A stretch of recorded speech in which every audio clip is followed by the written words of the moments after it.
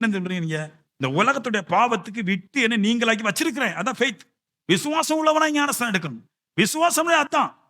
விசுவாசம்னா பேய் துரத்துறதுக்கு அல்ல. விசுவாசம்னா இந்த கட்டளையின்படி தான் வாழ்வேன் நானு. என் ஜீவன் போனாலும் நான் வெட்டண்டு போனாலும் அதிலே செத்து போவேன் நானு. அதான். மோசே இருந்தாரா இல்லையா? யோசுவா இருந்தானா இல்லையா? இவன் ஒரு விஷயத்தை காட்டுறேன் நான். கிதியோன் இருந்தானா இல்லையா? கிதியோனுடைய அப்பா விக்கிராராதக்காரர். மீதியானியர்கள் ரொம்ப வருஷம் 7 வருஷம் கிதியோனுடைய நாட்கள்ல அந்த ஜனங்களை அடிமைப்படுத்திருந்தாங்க. ஆண்டவர் கிதியோன்ட்ட சொன்ன ஒரே ஒரு வார்த்தை, ஆவியானவர் உன் மேல வருவார். அதுக்கு நான் என்ன அப்புறம் சொன்னார், நீ ஒண்ணே செய்யணும்.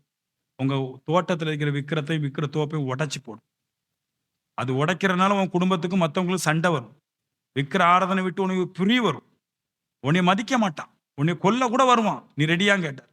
ஆண்டவரே, உம்முடைய ஆவியானவர் என்னல வந்து பெரிய அற்புதம் நடக்குதுன்னு. விக்கிரத்தையும் உடைக்கிறேன். விக்கிர ஆராதனைக்கு சம்பந்தப்பட்ட ஆட்களை நான் எதிராளி ஆக்குறேன் அப்படின்ட்டு அன்னைக்கு ஆக்கணும். அன்னைக்கு ஆவியானவர் வந்துச்சு. பெரிய அற்புதம் நடக்குது.